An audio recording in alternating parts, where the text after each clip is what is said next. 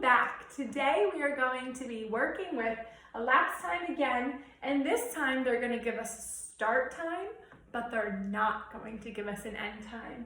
They give us the amount of time that has passed and what time Tina and Tommy started driving, but they're not going to tell us what time we end, and that's what we have to figure out. So when they don't give you an end time, your answer is going to be a time that you would see on the clock. It wouldn't be like our problem from yesterday, 3 hours and 15 minutes, okay? So we're gonna be coming up with a time that you would see on the clock as our answer once we're done with this number line. Say, welcome back, Tina and Tommy.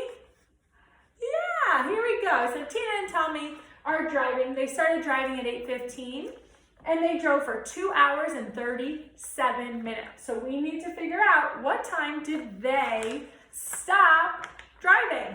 All right, let's do this together. So as always, I like to start with my mountains because it is the greatest amount of time that passes, right? My mountains represent 1 hour. I want to use as much time as possible to get as close to my end time or potential end time that we're figuring it out as soon as possible. So here we go. So it's 8:15, 1 hour. And again, I always want to write my time underneath. 1 hour that has passed is 9:15. And I'm going to go, come on, Tina and Tommy. They went up, they went down. We're going to go again. Up, down. 1 hour. And now 9:15, 1 hour that has passed is 10:15. Awesome. Okay, now I don't need to use any more hours because there was only 2 hours that have passed and I used those 2 hours. I drew 2 mountains. Now I'm going to be looking at my minutes. So I'm going to be looking at my minutes. It says 37 minutes.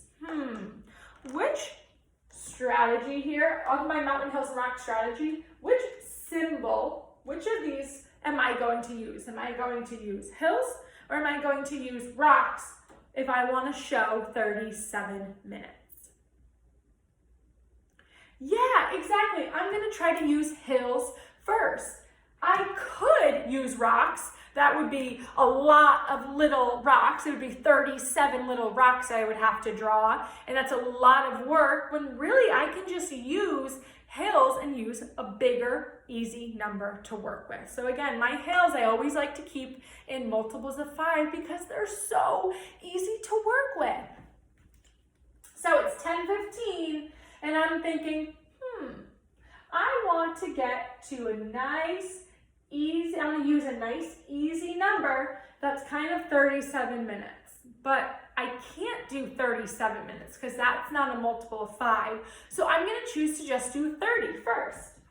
So 30 minutes. So from 10:15 and then 30 minutes has passed, what time is it?